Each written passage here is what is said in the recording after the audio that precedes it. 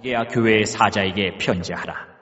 아멘이시오 충성되고 참된 증인이시오 하나님의 창조의 근본이신 이가 이르시되 내가 내 행위를 아노니 내가 차지도 아니하고 뜨겁지도 아니하도다.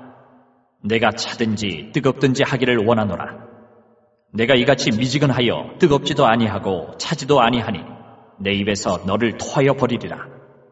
내가 말하기를 나는 부자라 부유하여 부족한 것이 없다 하나 내 곤고한 것과 가련한 것과 가난한 것과 눈먼 것과 벌거벗은 것을 알지 못하는도다.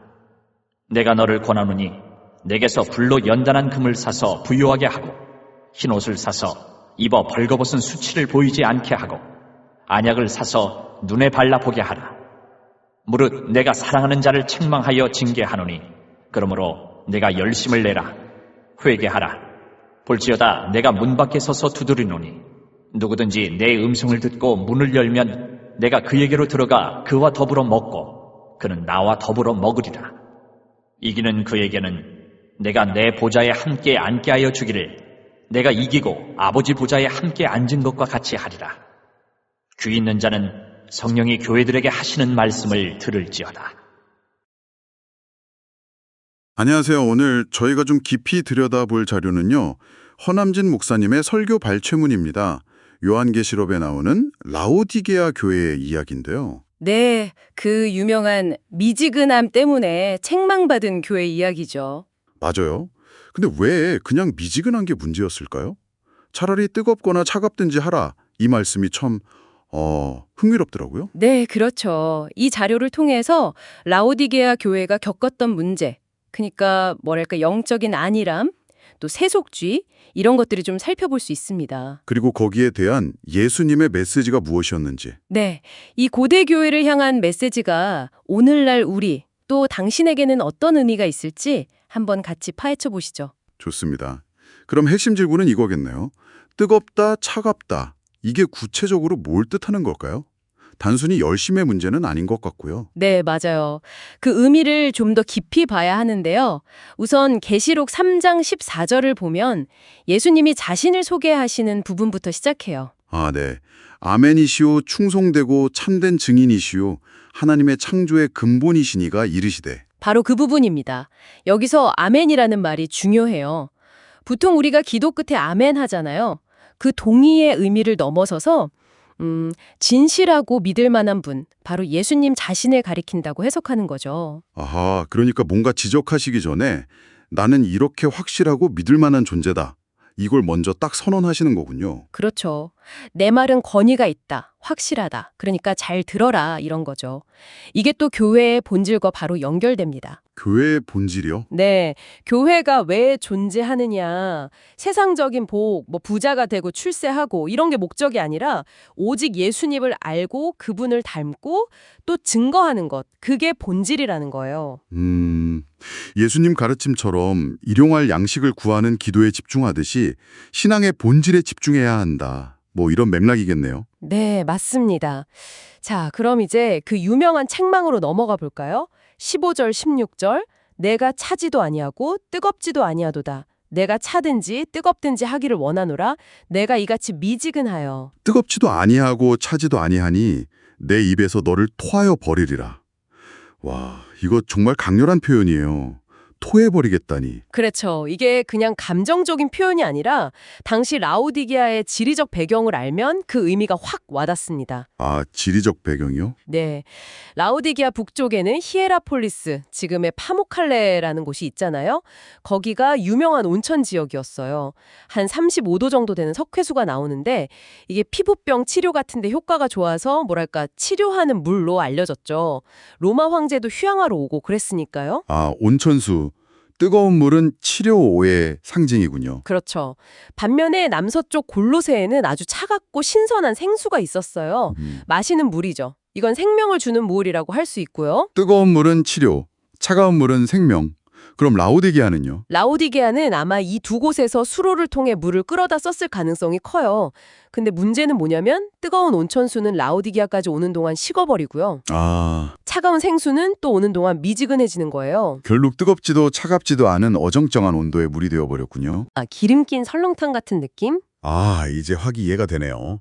교회가 온천수처럼 사람을 살리고 치료하던지 뜨겁던지 아니면 생수처럼 영적인 생명을 주던지 차갑던지 해야 하는데 미지근하다는 건 아무 영적 유익도 못 주는 그야말로 쓸모없는 상태라는 거군요. 정확합니다. 교회는 영혼을 살리는 분명한 역할, 사명이 있다는 강력한 메시지죠. 그런데 라오디게아는 왜 이렇게 미지근한 상태가 되었을까요? 그게 궁금하네요. 17절에 그들 스스로의 진단이 나와요.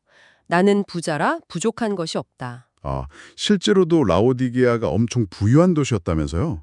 금융업도 발달하고 그 검은 양모 직물도 유명하고 또 안약으로 유명한 의학교도 있었다고요. 데모스테네스 필랄레데스인가 하는 의사도 유명했다고 하고. 맞습니다. 네.